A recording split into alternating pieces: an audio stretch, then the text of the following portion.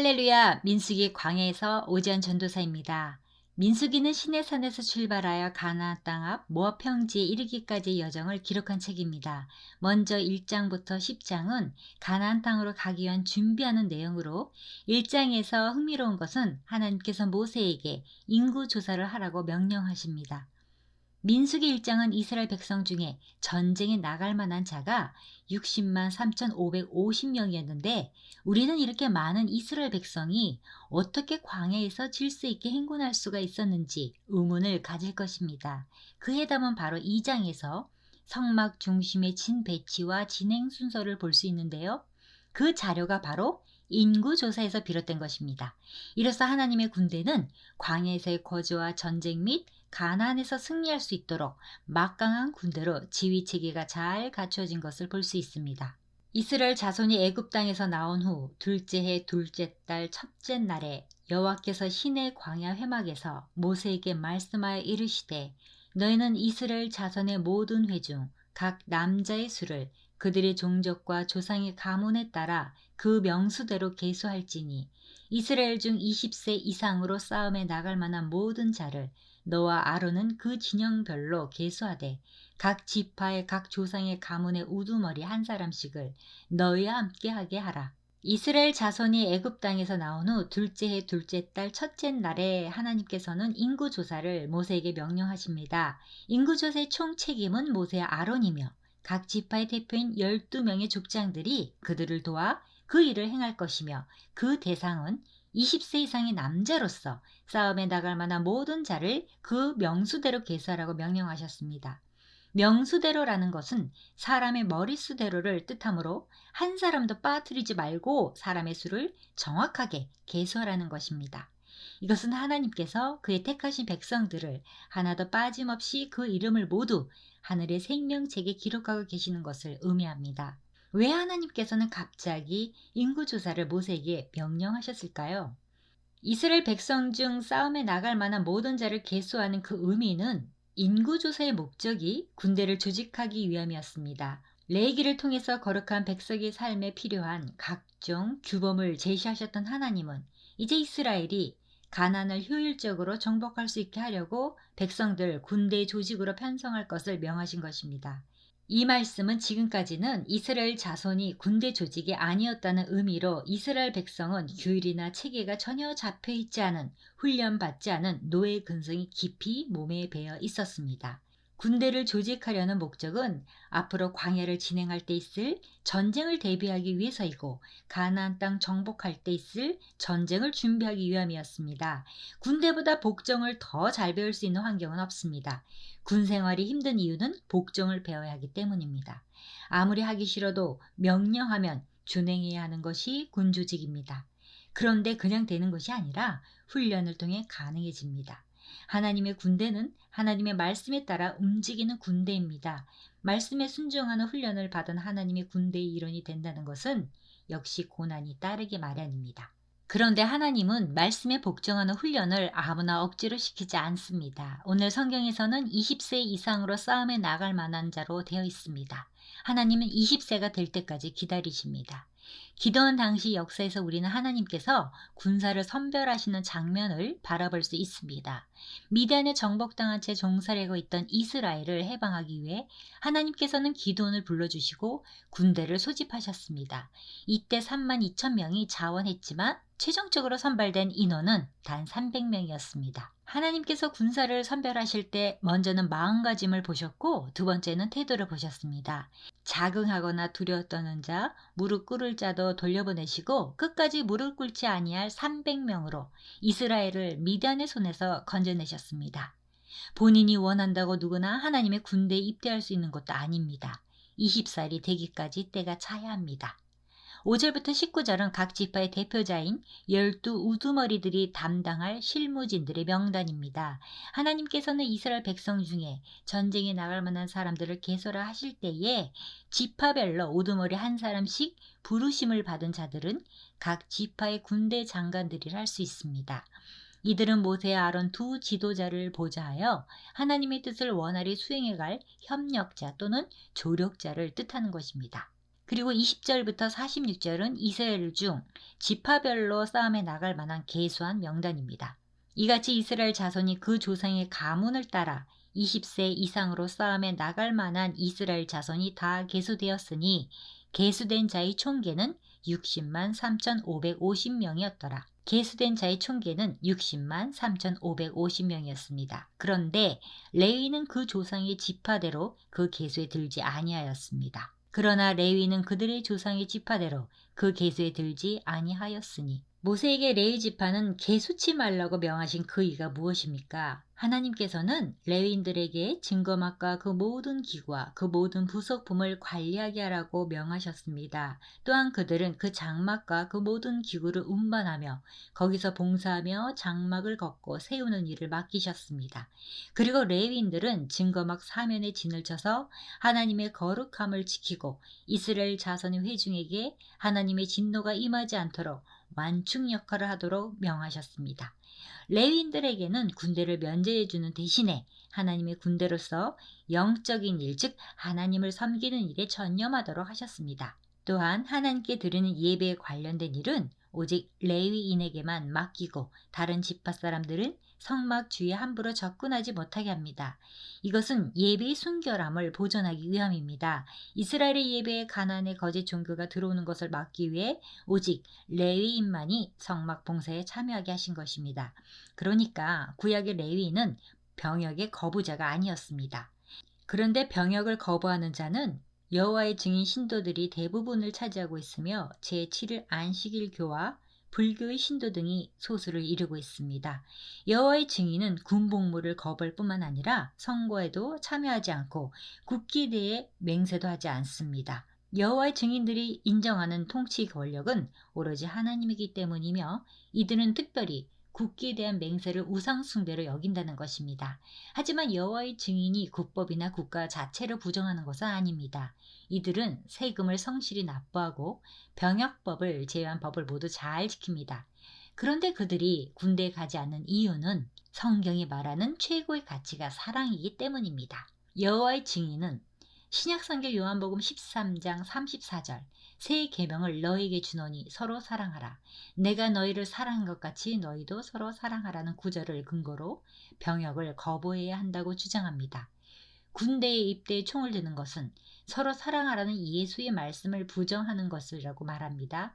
이러한 주장은 기독교회가 지난 2000년 동안 유지한 정통적인 성경 해석을 완전히 뒤집히는 것이기에 우리 정통 기독교는 여호와의 증인을 이단이라고 규정했습니다.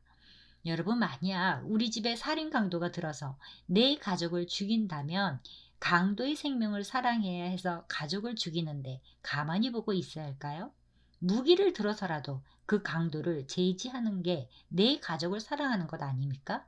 마찬가지로 군대는 살인하기 위해 존재하는 집단이 아니고 살인하지 못하게 하려고 존재하는 집단으로 나라의 평화와 생명 그리고 안위를 위한 목적의 집단입니다. 오늘 이스라엘 백성 중 싸움에 나갈 만한 모든 자를 계수하는 그 의미는 인구조사의 목적의 군대를 조직하기 위함으로 하나님 나라의 평화와 생명 그리고 안위를 위한 명령이셨습니다. 민수기 2장은 이스라엘 군대의 최고 사령관인 하나님께서 성막 중심의 진 배치를 명하신 사실과 각 방향을 대표하고 행군 시 주축을 이루게 될 지파들 위치의 명단과 이스라엘 장정의 총수 등이 기록되어 있습니다.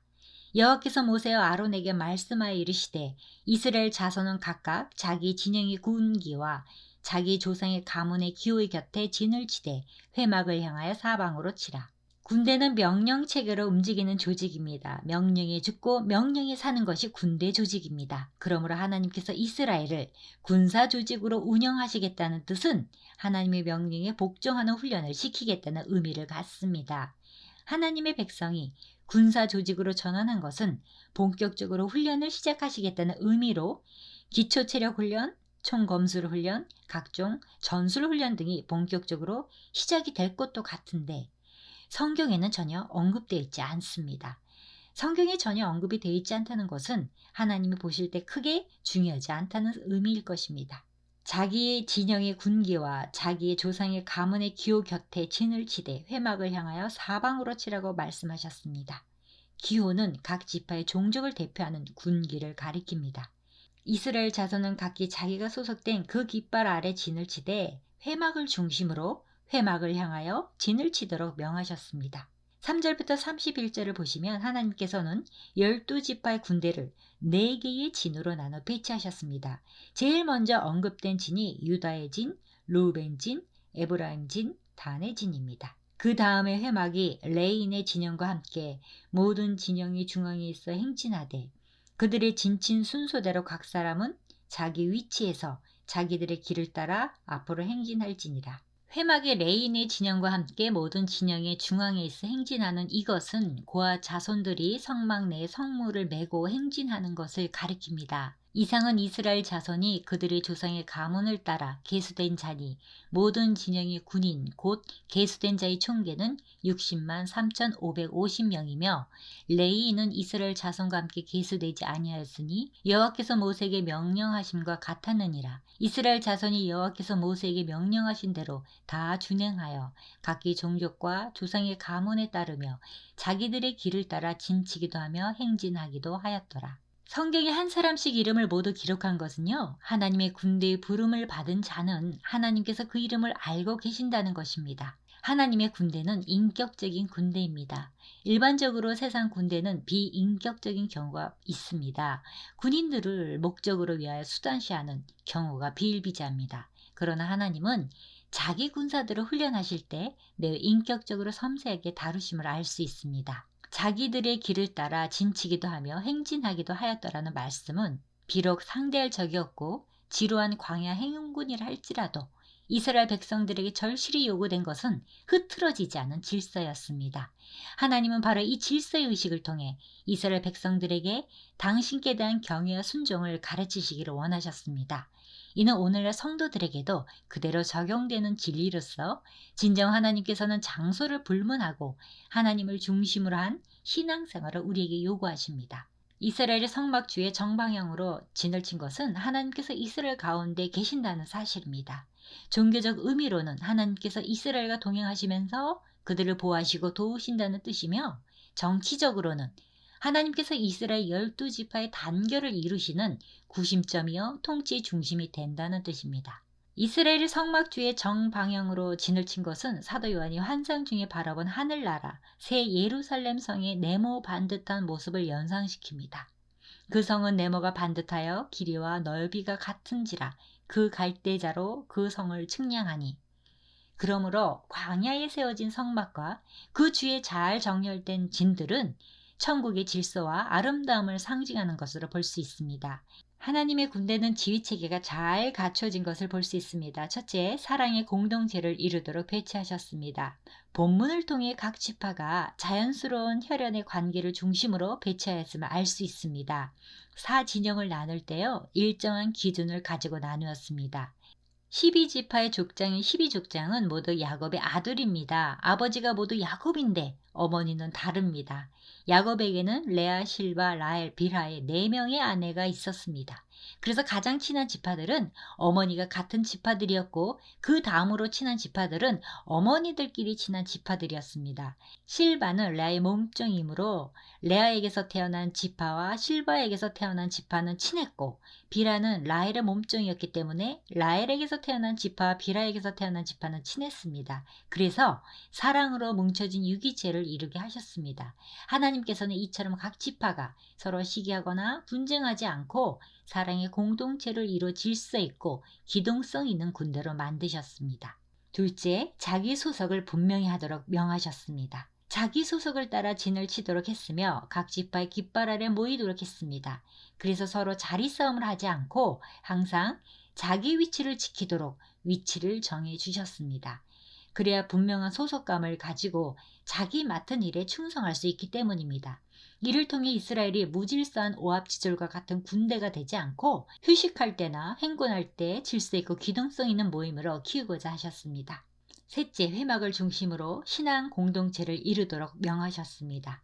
회막은 이스라엘이 거룩하신 하나님과 만나는 임재에 계시는 거룩한 장소입니다. 내가 들으니 보좌에서 큰 음성이 나서 이르되 보라 하나님의 장막이 사람들과 함께 있음에 하나님이 그들과 함께 계시리니 그들은 하나님의 백성이 되고 하나님은 친히 그들과 함께 계셔서 정지에 있을 때는 모든 백성이 진 한가운데 회막이 있어야 합니다. 이는 언제나 주를 향하고 장막문에서 하나님께 경배를 드리도록 하기 위함이었습니다. 또 움직일 때도 회막이 한가운데 있어야 합니다. 그만큼 이스라엘 백성들이 여호와 하나님을 섬기는 신앙을 중심으로 하나님께서 백성의 한가운데서 가나안 진군을 친히 진두지휘하기를 원하셨습니다.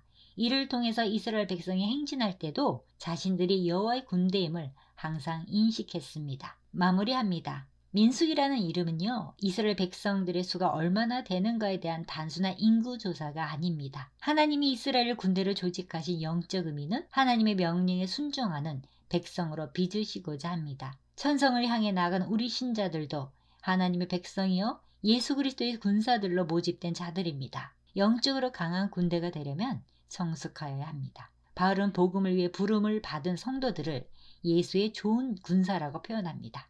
디모데후서 2장 3절부터 4절의 말씀으로 마치고자 합니다. 너는 그리스도 예수의 좋은 병사로 나와 함께 고난을 받으라. 병사로 복무하는 자는 자기 생활에 얽매는 자가 하나도 없나니 이는 병사로 모집한 자를 기쁘게 하려 함이라. 아멘.